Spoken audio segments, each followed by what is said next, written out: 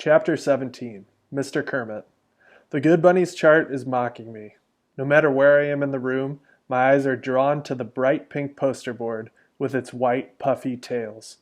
Even at my desk, when I can't see it, I sense it behind me. Knowing it's there is almost as bad as looking at it. As great as the temptation may be, I can't bring myself to throw it out. Emma keeps finding excuses to come over and check on it. She's frustrated that no one is earning any puffy tails. She's determined to stick with the teaching style that worked with her kindergarten class last year. Her mother was like that, 100% headstrong when she believed something was right. Middle schoolers won't excel for that kind of infantile reward system. And these particular middle schoolers won't excel if you put 10,000 volts into the soles of their feet. The only thing that motivates them, apparently, is the prospect of dumping mass quantities of vuvuzelas into the river. But that's another story, and a much more bizarre one, actually. I don't like to think about that. There are some questions that should never be answered. My new habit is to get to class before the kids. That way, I can be finished with the New York Times crossword puzzle by the time they arrive. Just because the school saddled me with the worst class in the district doesn't mean that I have to pass that disrespect on to the students. They deserve better. Some of them. One or two. And anyway, all of them jumped into the river when they thought their teacher was drowning. That says something. I'm still not sure what. As I spread the newspaper out, I have to push the toilet bowl to the edge of the desk, which sends some papers skittering to the floor. A couple weeks ago, I would have barely noticed. But now that this place sort of looks like a real classroom, it's worth a little effort to keep things neat. If not, one of these days, Emma might show up with a Clean Bunny's poster on my board, and that one will have the name Zachary on it. I'm about to toss the papers when I recognize the first page. It's one of my old worksheets, accompanied by 4 additional pages of neat handwriting. Kiana Rubini reads the name at the top. I remember her handing me something like this, and come to think of it, she's always been a little less out to lunch than the rest of them. I scan a few lines. It's an essay of all things, and it seems to be pretty well written. I read on, drawn in by her compelling sentences and well-constructed arguments about mass transit. She's really enthused about the subject, and she expresses herself beautifully. What's she doing in SCS 8? This is brilliant work. Any teacher would be delighted to receive an essay like this.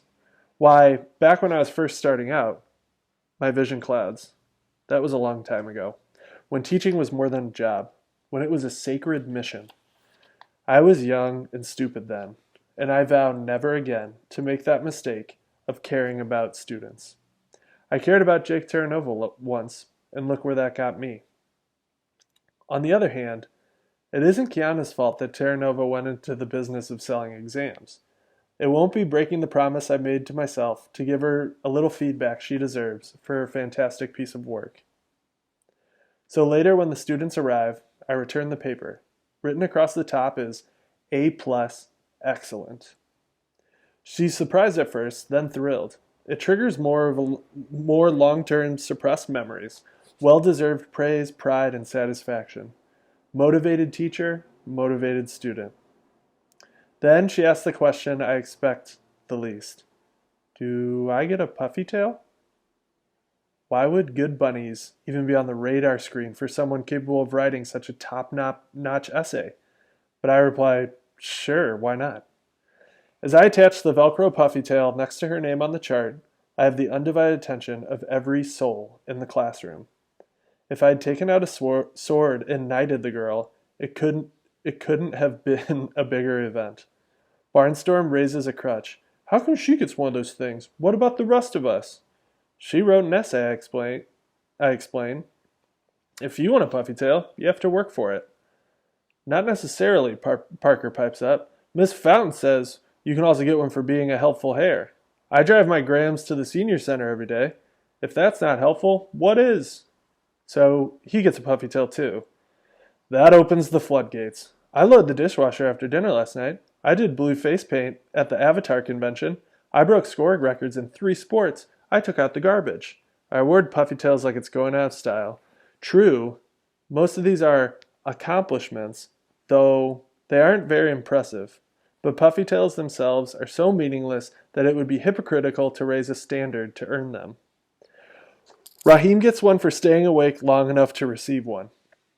Only Aldo can't come up with anything better than, on the bus today, this kid tripped over my book bag and landed in gum. I sigh. That doesn't sound, helpful to me? Aldo tries again. Well, now it's in his hair and he can't get rid of it. He looks like a doofus.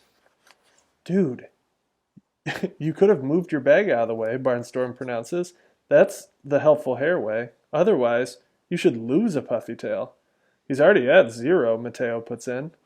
0 is better, Aldo explodes, because rabbit butts are stupid.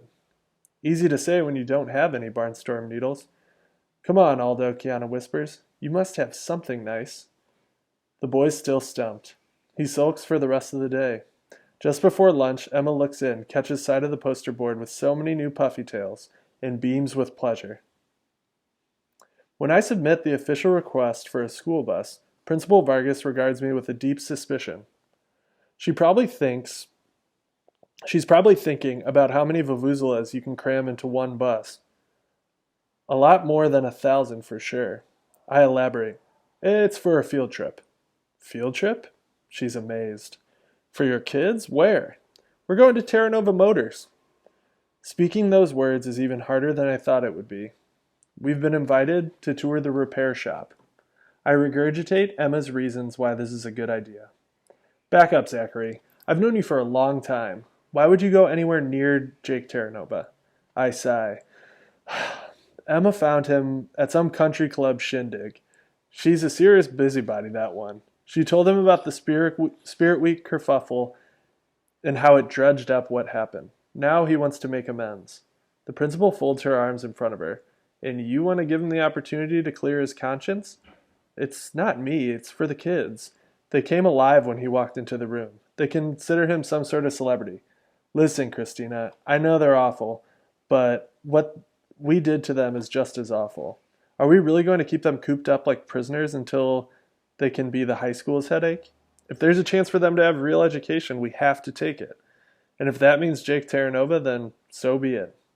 She looks at me for an uncomfortably long moment. The last time I heard words like that, they came from a young teacher I used to work with, a teacher named Zachary Kermit. That person is gone forever, I assure her, and he's never coming back, which is a good thing, because he was an idiot.